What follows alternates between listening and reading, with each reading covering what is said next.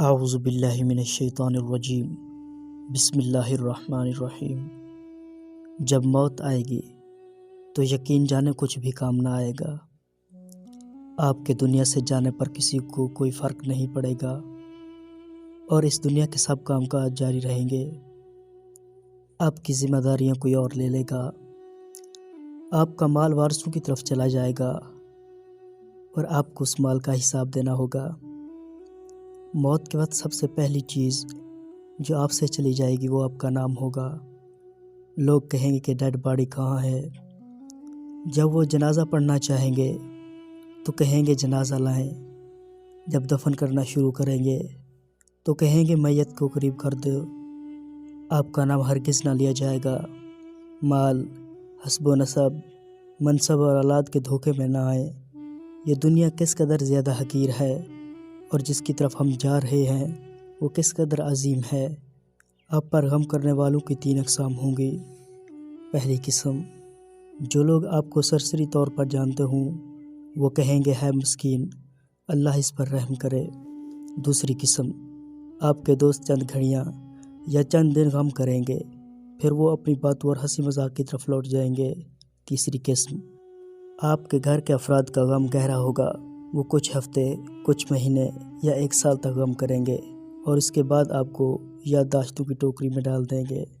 لوگوں کے درمیان آپ کی کہانی کا اختتام ہو جائے گا اور آپ کی حقیقی کہانی شروع ہو جائے گی اور وہ آخرت ہے۔ آپ سے زائل ہو جائے گا آپ کا حسن، مال، صحت، اولاد۔ آپ اپنے مکانوں اور محلات سے دور ہو جائیں گے۔ شوہر بیوی سے اور بیوی شوہر سے جدا ہو جائے گی۔ آپ کے ساتھ صرف آپ کا عمل باقی رہ جائے گا۔ یہاں یہ سوال پیدا ہوتا ہے کہ آپ نے اپنی قبر اور آخرت کے لیے ابھی سے تیاری کر لی ہے یا نہیں۔ یہ وہ حقیقت ہے جو غور و فکر کی محتاج ہے، اس لیے آپ اس کی طرف توجہ کریں۔ فرائض، نوافل، پوشیدہ صدقہ، نیک اعمال، تہجد کی نماز اور اچھے اخلاق کی طرف شاید کہ نجات ہو جائے۔ مرنے والوں کو اگر دنیا میں واپس لوٹایا جائے تو وہ صدقہ کرنے کو ترجیح دے گا، جیسے کہ اللہ تعالیٰ کا فرمان ہے، اے میرے رب، تو نے مجھے قریب مدت تک مہلت کیوں نہ دی کہ میں صدقہ کرتا۔